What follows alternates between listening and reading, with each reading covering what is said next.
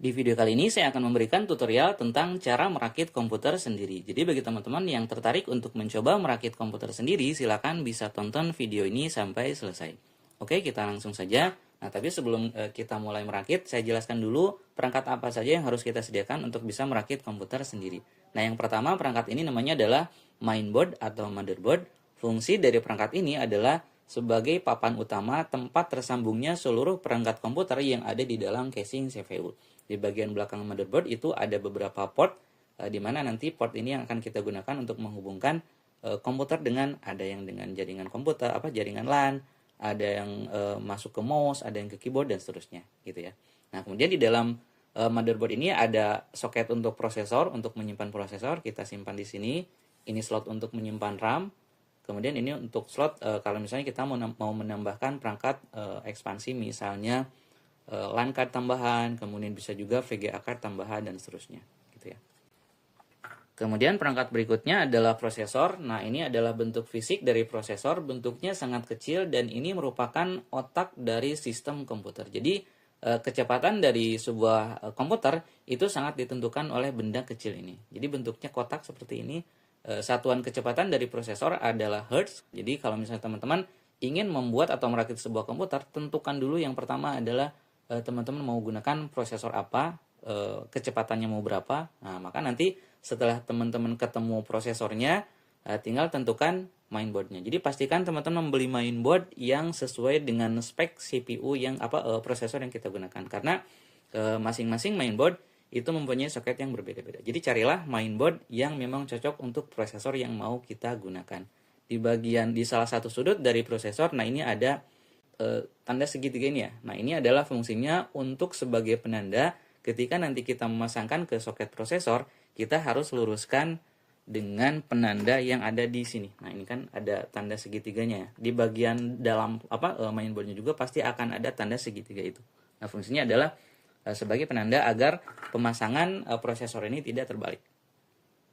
Kemudian perangkat berikutnya yang ini adalah heatsink atau pendingin. Dia fungsinya adalah untuk mendinginkan prosesor. Jadi selama prosesor bekerja, prosesor itu akan mengalami peningkatan suhu. Jika misalnya semakin lama dia akan semakin panas. Nah, maka jika tidak didinginkan, maka dikhawatirkan prosesor akan mengalami kerusakan atau bahkan mengalami kerusakan pada bagian-bagian lain di motherboard, sehingga harus didinginkan dengan alat ini. Bentuknya di bagian paling tengah itu ada besi lunak seperti ini, kemudian di atasnya ada kipas, di mana nanti kipasnya ini akan tinggal kita colokkan ke salah satu soket yang tersedia pada mainboard, sehingga ini bisa berputar, gitu ya. Nah, jadi urutannya kipas mendinginkan besi ini mendinginkan prosesor, karena nanti si kipas ini akan ditancapkan atau dipasang di atas prosesor, gitu ya.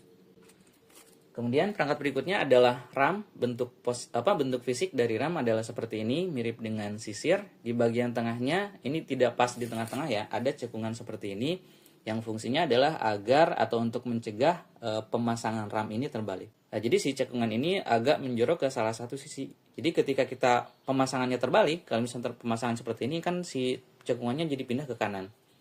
Posisi gini cekungannya jadi pindah ke kiri gitu ya. Jadi untuk mencegah kesalahan dalam pemasangan RAM.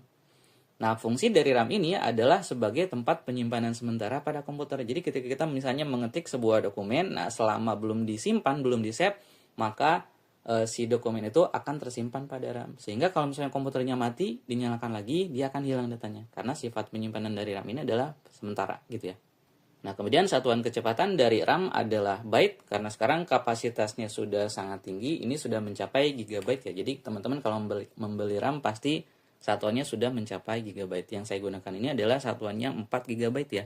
Nah, kemudian yang perlu diperhatikan dalam RAM ini adalah pastikan teman-teman membeli RAM yang memang cocok dengan slot RAM yang ada pada mainboard gitu ya. Jadi pastikan setelah teman-teman menentukan prosesor, kemudian menentukan mainboardnya, nah silakan teman-teman tentukan mainboard ini supportnya untuk RAM jenis apa gitu kan, ada DDR4, DDR3 dan seterusnya. Jadi pastikan teman-teman menggunakan RAM yang memang sesuai dengan slot RAM yang ada pada mainboard.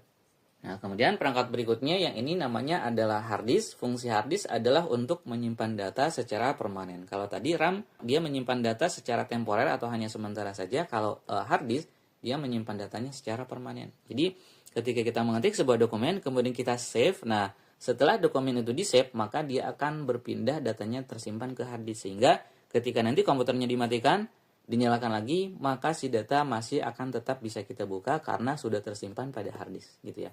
Nah, kemudian satuan kapasitas dari hard disk adalah byte sama dengan RAM. Karena sekarang sudah sangat besar kapasitas dari hard disk, maka dia sudah mencapai satuan gigabyte ya.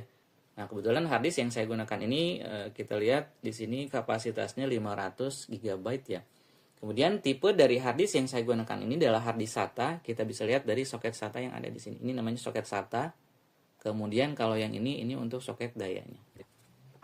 Kemudian perangkat berikutnya yang ini namanya DVD drive atau DVD ROI drive. Fungsinya adalah untuk membaca dan menulis data dari dan ke kepingan CD atau DVD. Namun untuk sekarang ini ya, kalau saya lihat sudah jarang yang menggunakan DVD drive karena rata-rata yang menyimpan data itu sudah menggunakan hard disk eksternal gitu ya. Untuk bagian belakangnya, nah kita lihat soketnya menggunakan soket SATA ya, sama dengan hard disk ini untuk soket dayanya. Kemudian perangkat berikutnya yang ini namanya adalah power supply. Nah, power supply ini adalah perangkat yang bertugas untuk memberikan suplai daya ke seluruh perangkat komputer yang ada di dalam casing CPU. Yang ini bagian ini untuk kabel powernya, jadi tinggal kita colokkan ke sumber listrik dari PLN.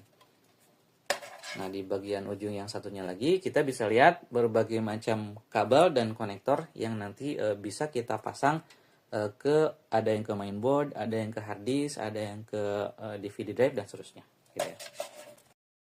Kemudian yang berikutnya, nah yang ini namanya adalah kabel SATA. Dia bentuknya seperti ini ya. Jadi mirip dengan letter L di bagian dalamnya ya. Ini digunakan untuk menghubungkan hard disk dengan mainboard, juga menghubungkan DVD drive dengan mainboard. Ini yang namanya adalah kabel SATA. Karena kebetulan hard disk dan DVD drive yang saya gunakan menggunakan model atau tipe SATA. Kalau teman-teman menggunakan hard disk SSD yang tipe NVMe, maka kabel ini sudah tidak perlu digunakan lagi. Kemudian yang berikutnya adalah baut atau skrup. Di sini sudah saya kelompokkan ya, karena ada beberapa baut di mana ini baut-bautnya berbeda ulirnya ya. Jadi ada yang rapat, ada yang renggang, ada yang besar, ada yang kecil. Nah, ini yang pertama, ini untuk baut atau skrup yang kita pasang di mainboard ya atau motherboard, tapi kadang juga ada yang tidak ada payungnya seperti ini. Kemudian ini yang ulirnya agak besar, dia tidak ada payungnya bautnya. Nah, ini digunakan untuk memasang hard disk. Kemudian yang ini digunakan untuk memasang DVD drive ya. Ini mirip dengan skrup atau baut yang digunakan untuk memasang mainboard. Jadi seperti ini, dia ulirnya lebih rapat, lebih kecil. Kemudian yang satu lagi, dia baut untuk memasang power supply ya. Ini lebih jelas perbedaannya karena di bagian atasnya bentuknya segi 6. Kemudian dia ulirnya lebih renggang. Ini ulirnya hampir mirip dengan ulir untuk baut memasang hard disk ya. Kemudian yang berikutnya adalah casing. Ini tempat kita memasangkan semua perangkat-perangkat ini. Dan terakhir adalah monitor. Kemudian untuk alatnya yang perlu kita gunakan cukup hanya kita gunakan obeng plus saja. Nah oke, sekarang kita mulai saja untuk perakitan komputernya. Yang pertama harus kita pasang adalah mainboard ya. Jadi kita pasang dulu kelengkapan dari mainboard. Yang pertama harus dipasang adalah prosesor, kita pasang dulu ke mainboard. Ini saya sesuaikan dulu posisinya ya. Nah, kita lihat di sini untuk memasang prosesor kita harus copot dulu pengunci prosesornya ini ya. Jadi kita buka dulu, copot. Nah, seperti ini, dia akan terbuka tutupnya. Kemudian kita ambil prosesornya lalu kita letakkan pada soket prosesor. Ingat, peletakannya harus lurus dan tidak boleh terbalik. Nah, caranya agar tidak terbalik, maka kita cari dulu di sini ada simbol segitiga di salah satu sudut prosesor. Itu pasti hanya akan ada satu tanda segitiga. Itu harus kita luruskan dengan tanda segitiga yang ada pada prosesor. Lihat pada prosesor ada tanda segitiga juga di sini. Nah, maka tanda segitiga ini harus lurus dengan tanda segitiga yang ada pada soket prosesornya. Kita tempatkan secara simetris seperti ini, lurus ya, tegak lurus. Kemudian ini tempatkan, tidak perlu digoyang, tidak perlu diputar. Nah, gitu. Kemudian kita tutup dengan pengunci penutup ini, tutup, pastikan dia masuk ke dalam baut yang ini. Nah, kemudian tinggal kita kencangkan penguncinya. Ini kita kencangkan lalu kita masukkan ke dalam pengait. Nah, oke, sudah kencang. Kemudian yang berikutnya kita pasang RAM usahakan memegang RAM itu kita pegang pada bagian sisinya ya. Nah, kemudian kita lihat dulu pada bagian slot RAM-nya itu pasti akan ada tonjolan ya. Ini kan di dalam RAM-nya ada cekungan, berarti di sini harus ada tonjolan. Nah, ini adalah tonjolannya. Kebetulan mainboard yang digunakan di sini ada 2 slot RAM, kita tinggal pasang ke salah satunya, boleh yang bawah, boleh yang atas. Kalau lihat pada mainboardnya yang atas bagi nomor 1, yang bawahnya nomor 2. Ini menggunakan DDR4 ya, DDR4 ke 1, DDR4 ke 2. Nah, kemudian kita lihat di sini bahwa slot RAM yang saya gunakan ini penguncinya hanya ada di salah satu sisi saja ya. Jadi di salah satu sisi dia mengunci seperti ini. Kemudian sisi yang lain ini tidak bisa kita gerak-gerakan. Tapi ada juga tipe slot RAM yang memang di kedua sisinya bisa kita kunci seperti ini. Gitu ya. Nah, tinggal kita pasang. Kita lihat, pastikan cekungan ini, nah, itu lurus dengan tonjolan yang ada pada slot RAM-nya. Berarti posisinya seperti ini. Karena kalau terbalik dia tidak akan masuk ya. Nah, dia tidak pas cekungannya dengan tonjolan yang ada pada slot RAM-nya. Oke, jadi kita posisikan seperti ini. Kita masukkan dulu ke sisi yang memang tidak bisa dikunci. Nah, gitu ya. Masukkan seperti ini. Kemudian ujungnya di satu sisi yang lain, tinggal kita tekan dua-duanya.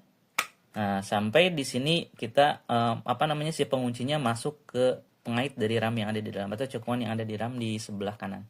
Oke, udah kencang. Kemudian langkah berikutnya kita pasang yang namanya heatsink. Nah, sebelum kita pasang heatsink, kita lihat dulu, pastikan pada bagian ini ujung heatsink yang akan nanti menancap ke mainboard itu bagian yang hitamnya tidak nonjol seperti ini ya. Jadi pastikan si bagian yang hitamnya kita tarik. Nah, pastikan seperti itu. Maksudnya adalah agar ini bisa lentur ya. Agar nanti ini kita bisa masukkan ke dalam lubang yang ada pada motherboard. Jadi pastikan semuanya kita tarik dulu, jangan sampai ada yang yang hitamnya masuk ke dalam area yang putih ini gitu ya. Nah, pastikan semuanya sudah kita tarik. Kemudian, nah ini kita putar searah jarum jam ke sini sampai mentok. Nah, ini sama putar searah berlawanan jarum jam ya. Putar berlawanan jarum jam sampai mentok. Nah, baru kalau sudah selesai, tinggal kita tancapkan ke motherboard. Nah, kita lihat pemasangannya, pastikan si kabel atau konektor ini dia mendekati soketnya. Ini kan soketnya ya. Berarti kita pemasangannya sebisa mungkin agar si konektor ini lebih dekat ke sini. Maka posisinya kurang lebih seperti ini. Oke ya, kita masukkan satu-satu. Kalau tidak masuk, pastikan cabut lagi nih ya. Cabut lagi. Nah, cabut. Ini cabut lagi. Oke, kita cek di bagian bawahnya. Nah, pastikan semuanya sudah masuk. Pastikan semuanya sudah masuk ke sini. Ini kan belum masuk ya. Berarti kita cabut dulu bagian yang hitamnya. Karena mungkin dia terganjal.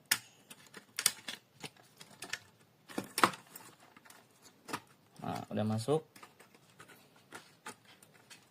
Cek lagi. Nah, kita lihat sekarang sudah masuk semua ya. Ini semuanya sudah pada masuk ke dalam mainboard. Dan sekarang tinggal kita kunci. Cara menguncinya adalah kita tekan seperti ini. Kemudian kita putar ke searah jarum jam. Nah, putar sampai mentok. Nah, gitu. Ini sama, tekan lagi, lalu putar searah jarum jam sampai mentok.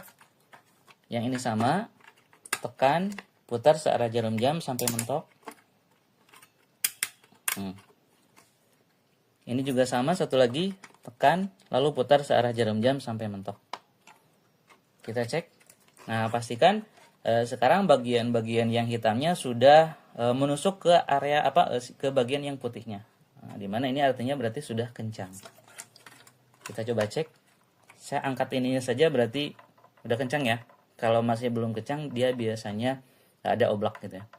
Oke, kemudian jangan lupa untuk menancapkan soket untuk dayanya. Ini tidak akan bisa terbalik karena di sini ada penguncinya ya. Nah, lihat ada penguncinya di bagian ini. Ini ada alurnya juga, tinggal kita luruskan. Nah, gitu. Oke, sudah selesai. Nah, langkah berikutnya adalah kita tinggal pasang mainboard ini ke casing ya. Sekarang kita siapkan casingnya. Sebelum kita pasang, berarti kita harus buka dulu baut-bautnya ya. Jadi tinggal kita buka baut yang tersedia di sini.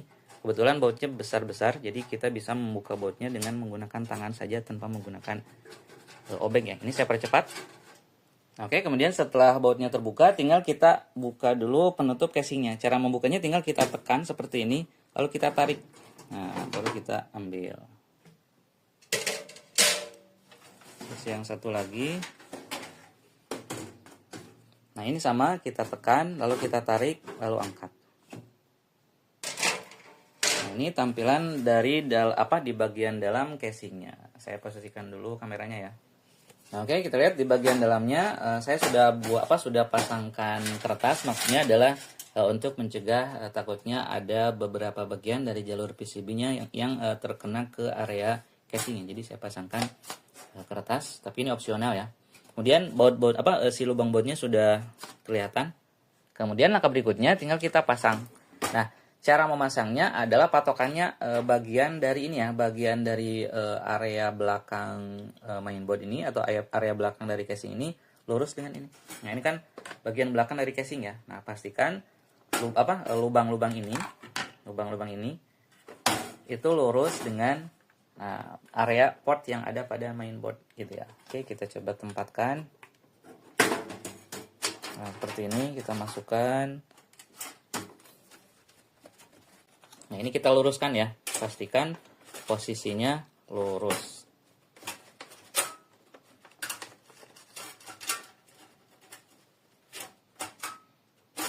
Nah, udah masuk ya. Nah, udah lurus.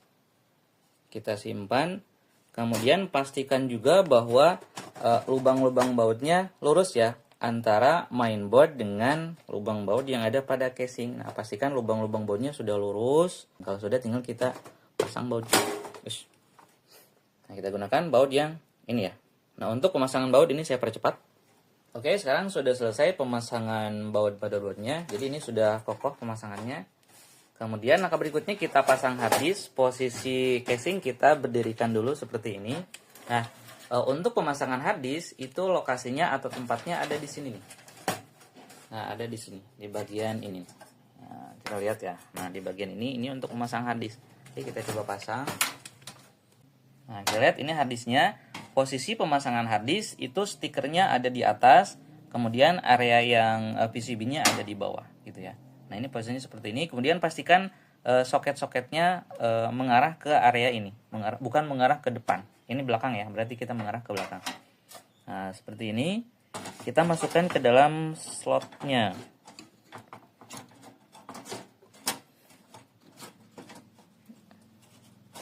Oke, sudah masuk. Pastikan di sini lubang bautnya masuk ke dalam area ini nih. Nah, masuk ke dalam area tempat kita memasang baut. Jangan lupa kita cocokkan juga dengan bagian yang sebelah kiri. Nah, ini lubang bautnya ya. Pastikan itu lurus. Nah, kita geser. Tuh, ada ya, lubang bautnya sudah muncul. Kemudian kita kembalikan lagi ke sini. Nah, ini juga sudah lurus ya. Ini lubang bautnya sudah lurus, bisa kita baut ke sini. Dan sekarang tinggal kita pasang bautnya. Jangan lupa penggunaan baut yang ini ya. Baut untuk harddisk bentuknya yang ini, yang bentuk seperti ini. Nah, untuk pemasangannya tinggal kita pasang seperti ini. Kita pasang. Kemudian ini juga sama kita pasang. Dan untuk bagian ini cara memasang bautnya ini saya percepat saja biar durasi tidak terlalu lama. Oke, sekarang kita lihat harddisknya sudah terpasang dengan kencang. Ini sudah kencang ya. Posisinya seperti ini. Kemudian langkah berikutnya tinggal kita pasang DVD drive ya. Nah, ini opsional sekali lagi. Ini boleh ada, boleh tidak. Nah, untuk cara pemasangannya, kalau tadi harddisk kita masukkannya dari dalam, dari sini. Tapi untuk DVD drive itu kita pasangnya dari depan. Ini sudah saya sudah saya copot penutupnya. Kalau misalnya memang di awalnya masih tertutup, tinggal kita congkel dari belakang gitu ya. Jadi bagian ini ada penguncinya nih. Nah, ini ya. Jadi ini penutupnya ada kuncinya yang sebelah kiri dan kanan. Oke, saya pasang dulu yang ini. Nah, sekarang tinggal kita pasang, pastikan posisinya berdiri tegak atasnya bagian ini, bawahnya bagian ini. Ini kan terbalik ya. Nah, kita lihat tulisan ini kebetulan mereknya LG. Nah, berarti posisinya seperti ini. Kita masukkan dengan lurus. Masukkan dengan lurus sampai ini rata bagian depan dengan area casingnya. Kemudian pastikan pada bagian pinggirnya, nah ini lubang bautnya sudah bisa kita baut ke sini. Jadi jangan sampai, nah ada yang bengkok seperti ini. Pastikan semuanya lurus. Nah ini lurus. Kita lihat bagian yang satunya lagi. Nah ini juga lurus. Dan kalau sudah, tinggal kita baut. Bautnya menggunakan baut yang ada apa ya? Yang ada seperti payungnya ini ya. Nah, yang ulirnya kecil. Nah tinggal kita baut. Cara membautnya sama seperti tadi, tinggal kita baut saja. Diusahakan atau saya sarankan diagonal dulu. Jadi ini dengan ini dipasang, lalu bagian sebelah kirinya kita pasang, lalu sisanya diagonal yang ini lagi, gitu ya. Jadi kiri kanan. Maksudnya agar lebih enak dalam pengencangannya. Ini saya percepat ya. Oke, kita lihat sudah selesai pemasangan bautnya. Ini sudah kencang, posisi DVD drive sudah, kemudian hard disk juga sudah. Nah, langkah berikutnya adalah tinggal kita pasangkan konektor kabel SATA yang tadi saya jelaskan. Jadi di sini ada 2 kabel SATA. Nah, kita pilih dulu salah satu untuk digunakan untuk menyambungkan. Misalnya kita sambungkan dulu pada DVD drive ya. Kita lihat. Nah, di bagian DVD drive di belakangnya kita lihat ada slot SATA yang ini. Kemudian ini di konektor kabelnya. Jadi di salah satu sisinya ada yang membuat pola letter L ya. Nah, pastikan yang bengkokan letter L ini lurus dengan bengkokan letter L yang ada pada DVD drive. Jadi seperti ini. Nah, tinggal ditekan ya, tidak usah diputar. Kemudian ujung yang satu lagi itu harus kita tancapkan ke slot SATA yang ada pada mainboard. Di sini kita lihat pada mainboard ada 4 buah slot SATA. Kalau saya baca di di tulisannya, ini SATA 0, 1, 2, 3. Jadi kita boleh memasangnya ke mana saja. Boleh misalnya dipasang ke 3 dulu boleh. Jadi tidak ada aturan harus ke 1 dulu atau ke 0 dulu gitu ya. Di sini misalnya saya pasang ke slot SATA 1 misalnya. Pastikan ini juga sama si bengkokan letter L-nya lurus dengan bengkokan letter L yang ada pada mainboard. Itu tekan selesai. Nah, oke, kemudian kabel SATA yang satu lagi tinggal kita pasangkan ke hard disk. Sama seperti tadi, jadi bengkokan letter L-nya luruskan dengan bengkokan letter L yang ada pada hard disk. Kita tancapkan. Udah. Yang satu lagi, yang ini tinggal kita tancapkan ke slot SATA yang ada pada mainboard. Misalnya kita pasang di SATA 0. Pastikan lurus pemasangannya. Oke, sudah selesai. Nah, kemudian langkah berikutnya adalah tinggal kita pasang power supply. Nah, ini power supply. Jadi pemasangan power supply itu pada bagian ini ya. Nah, ini kan ada area kosong. Nah, ini adalah tempat untuk menyimpan power supply. Ini power supply-nya. Nah, cara pemasangannya pastikan posisi lubang bautnya lurus ya. Kita lihat, ini kan lubang bautnya tidak simetris di setiap sudut. Nah, ini kan sudut kiri bawah sama kanan bawah lurus. Nah, hanya yang atasnya beda. Yang ini agak ke bawah sedikit, yang ini agak ke kanan sedikit, gitu ya. Nah, maka di sini juga sama. Di lubang baut pada casing, ini kan lubang baut casing untuk power supply ya. Nah, ini ada salah satu yang ini agak ke bawah, ini agak ke kanan, sehingga posisinya berarti seperti ini. Kalau kita balik posisinya seperti ini, berarti tidak akan sinkron antara lubang baut di casing dengan lubang baut pada power supply, gitu ya. Jadi tidak akan cocok. Kalau misalkan lubang bautnya di sini, berarti harusnya pasangannya di sini. Sehingga harus posisinya seperti ini. Nah, oke, kita pasangkan saja. Untuk pemasangannya boleh sambil casingnya posisi berdiri seperti ini, boleh juga kita rebahkan seperti tadi, gitu ya. Ini agar tidak lama, langsung saja kita pasangkan ke casing dalam posisi berdiri seperti ini. Kita lihat, pastikan bahwa lubang baut dari casing lurus dengan lubang baut pada power supply. Kalau sudah lurus, tinggal kita pasang bautnya. Pemasangan bautnya sebaiknya diagonal lagi ya. Misalnya pasang ini dulu, lalu ini, gitu. Untuk bautnya, kita gunakan baut yang ada pola segi 6-nya. Itu untuk baut power supply. Oke, kita baut saja. Ini saya percepat ya. Oke, sekarang kita lihat pemasangan bautnya sudah selesai. Baut power supply sudah terpasang dengan baik. Ini sudah kokoh, kencang. Kemudian, langkah berikutnya adalah tinggal kita sambungkan kabel-kabel dari power supply ini ke setiap perangkat yang ada pada motherboard. Ini saya posisikan dulu kameranya ya.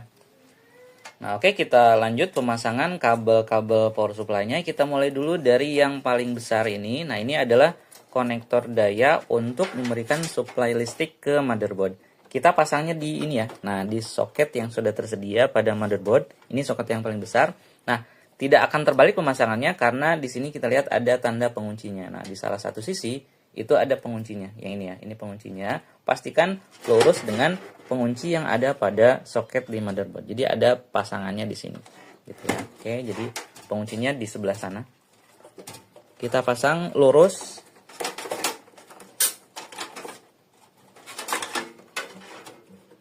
Nah, kita pasang dengan memposisikannya dengan lurus ya. Kalau sudah lurus kita tekan. Gitu ya. Oke, selesai. Nah, kemudian langkah berikutnya kita cari konektor. Nah, ini ya, konektor yang bentuknya 4 pin seperti ini. Di salah satu sisinya ada penguncinya. Nah, ini juga harus kita pasang ke motherboard yang posisinya biasanya ada di dekat kipas CPU ini ya. Nah, ini ya. Jadi kita pasang di sini, pastikan penguncinya lurus dengan pengunci yang ada pada motherboard.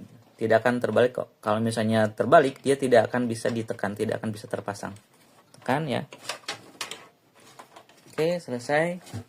Kemudian yang berikutnya kita pasang konektor daya untuk DVD RW atau DVD drive. Nah, karena di sini DVD drive-nya menggunakan tipe SATA, berarti kita harus cari konektor yang SATA ini, yang ada model letter L-nya. Kalau yang zaman dulu itu bentuknya seperti ini, ada 4 lubang. Ini yang zaman dulu, kalau yang SATA yang seperti ini, yang ada letter L. Oke, tinggal kita pasang.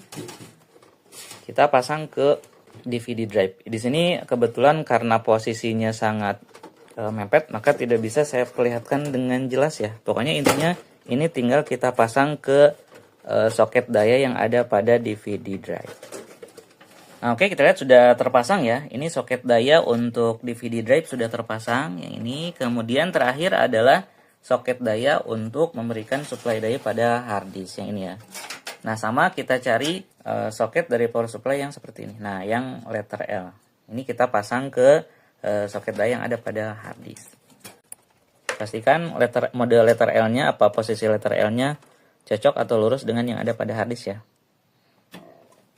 Oke, sudah selesai pemasangan soket daya ke DVD drive dan hard disk. Dan yang terakhir adalah tinggal kita pasang, nah ini ya, kabel-kabel yang berasal dari bagian depan ini. Di bagian depan kan kita lihat ada ini ya, ada USB 2 buah, kemudian ada port untuk audio. Nah, jadi dari USB dan dari port audio itu, nah yang ini ya, jadi ada 2, yang satu USB, yang satu audio. Kita lihat ini ada tulisannya. Nah, yang ini USB, kita lihat ada tulisannya USB. Satu lagi yang audio, berarti yang ini. Nah, ini audio ya. Jadi sekali lagi, kabel yang barusan itu adalah dari sini, dari USB dan dari audio. Kemudian, nah ada lagi kabel-kabel yang harus kita pasang, di mana kabelnya itu berasal dari tombol power dan reset. Ini kan tombol reset, kemudian ini tombol power ya. Kemudian di sini kan ada juga indikator hard disk, indikator power dan seterusnya. Nah, itu kabelnya ada di sini. Nah, ini ya. Nah, ini kadang yang agak sulit itu memasangkan kabel-kabel ini karena ini cukup banyak ya. Kita lihat di sini ada, nah ini reset SV berarti reset switch. Nah, ini reset berarti ini tombol reset. Kemudian ini ada HDD LED berarti lampu hard disk. Kemudian ini ada power SV berarti tombol power. Kemudian satu pasang lagi. Nah, ini ada power LED ya, ini lampu power. Nah, jadi nanti kita pasang ke mainboard. Sekarang kita pasang dulu untuk yang audio dan USB ya. Oke, sekarang kita pasang dulu untuk konektor USB yang dari depan tadi. Nah, ini ada FUSB 1, FUSB 2. FUSB itu adalah front USB ya. Jadi di sini disediakan 2 buah soket untuk front USB. Karena di sini hanya ada satu front USB, maka kita gunakan saja salah satunya. Kita lihat ya, yang ini USB ya. USB. Kemudian di sini ada tandanya agar pemasangannya tidak terbalik. Nah, di salah satu sudut, nah ini ada sudut yang tidak berlubang. Di sini kita pasangkan dengan salah satu sudut yang tidak ada pinnya. Nah, ini yang tidak ada pinnya adalah ini. Berarti kita luruskan dengan itu. Yang tidak ada lubangnya, luruskan dengan yang tidak ada pinnya. Nah, selesai. Kemudian satu lagi yang audio. Yang audio ini kan. Nah, audio dia juga sama. Dia masuknya ke sini. Ya, F audio, front audio.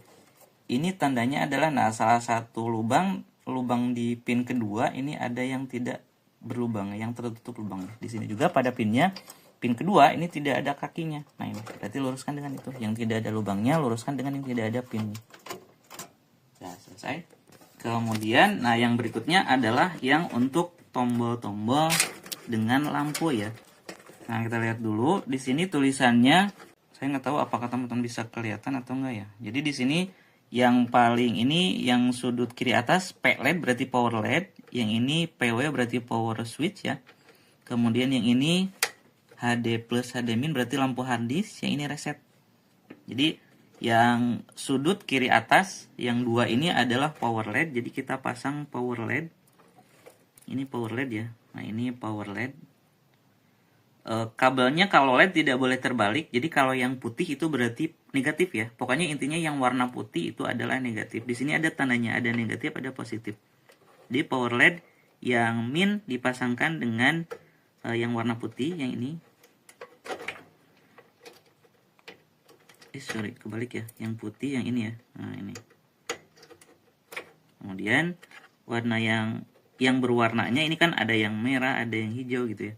Nah, ini untuk yang posisi positifnya. Nah, ini. Itu power LED.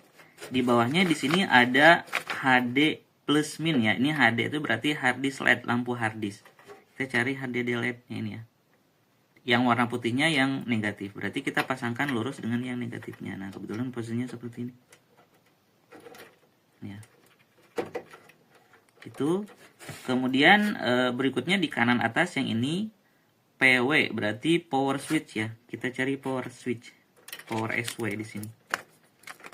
Nah, ini power SW itu berarti saklar atau tombol power. Nah, kalau tombol ini boleh kebalik negatif dan positifnya. Tapi kalau misalnya sebaiknya diusahakan sesuai dengan panduan yang ada pada motherboardnya. Di sini minusnya ada di sebelah kanan ya. Jadi posisinya seperti ini. Ini kan yang putihnya ada di kanan. Nah, gitu ya. Nah, ini seperti ini. Tancapkan.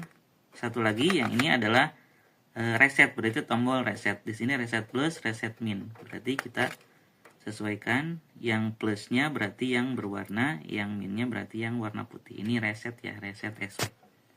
Posisinya berarti seperti ini. Kalau tombol sebetulnya boleh terbalik. Ya. Jadi power button itu atau power SW itu tombol power, reset SW itu tombol reset, power LED itu berarti lampu power, HDD LED berarti lampu hard disk gitu ya. Nah, oke, kurang lebih seperti itu. Kita coba cek.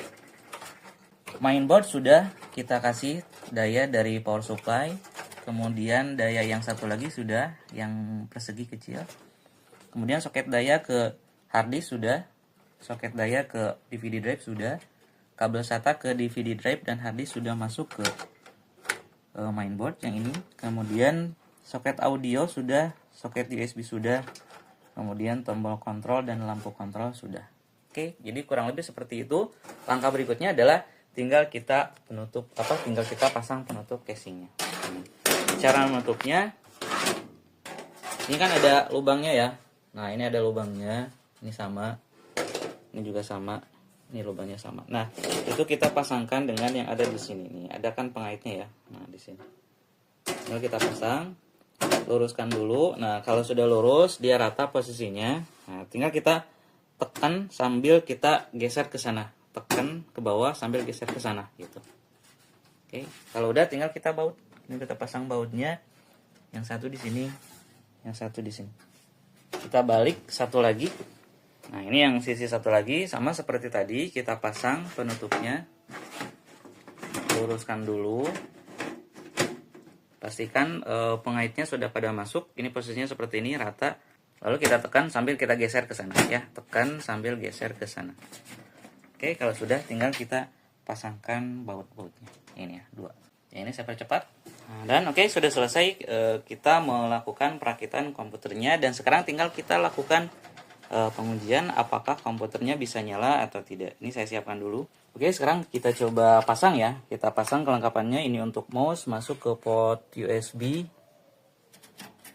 Kemudian keyboard yang ini, keyboard masuk ke port USB juga. Kemudian ini ada kabel VGA. Ini kebetulan monitornya menggunakan monitor VGA. Kita masukkan ke port VGA. Untuk sementara tidak akan saya kencangkan dulu bautnya ya. Kemudian, nah kebetulan monitor yang saya gunakan ini dayanya tidak langsung ke listrik PLN ya, tapi di sini dia pakai konektor USB. Jadi kita masukkan saja ke salah satu port USB yang tersedia. Dan yang terakhir adalah kabel power ya. Kabel power kita masukkan ke sini. Oke, sudah selesai. Sekarang tinggal kita lakukan pengujian. Nah, kebetulan komputer yang saya rakit ini sudah saya install sistem operasinya ya. Jadi ketika nanti dinyalakan pasti akan langsung masuk ke mode ke sistem operasi. Tapi kalau misalnya teman-teman membuat komputernya baru, dalam artian belum diinstal, maka nanti tampilannya biasanya akan langsung hanya muncul tampilan halaman layar hitam, kemudian tulisan-tulisan putih saja. Tapi yang penting kita masuk dulu ke BIOS. Yang penting semuanya terdeteksi, hard disk, DVD drive, dan seterusnya sesuai dengan spek yang ada gitu ya. Oke, kita coba nyalakan. Ini saya colokkan dulu. Nah, sudah nyala untuk monitornya. Sekarang kita coba nyalakan dengan menekan tombol powernya. Kita langsung masuk ke BIOS ya. Nah, untuk masuk ke BIOS, kebanyakan komputer menggunakan tombol delete atau ada juga yang menggunakan tombol F2. Jadi kita tekan tombol power. Nah, nyala ya. Nah, kita lihat pada layar monitor. Kita sambil tekan tombol del.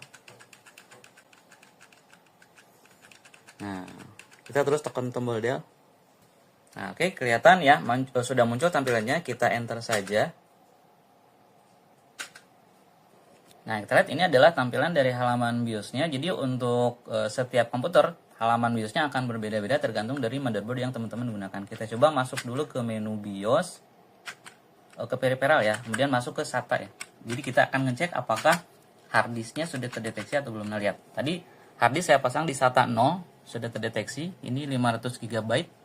Kemudian SATA satunya adalah kita pasang dengan DVD RW. Nah, ini sudah terdeteksi. Berarti sudah terdeteksi dengan baik. Tinggal langkah berikutnya adalah kita lakukan install. Nah, untuk cara melakukan install Windows atau install sistem operasi pada komputer, insya Allah akan saya bahas pada video selanjutnya.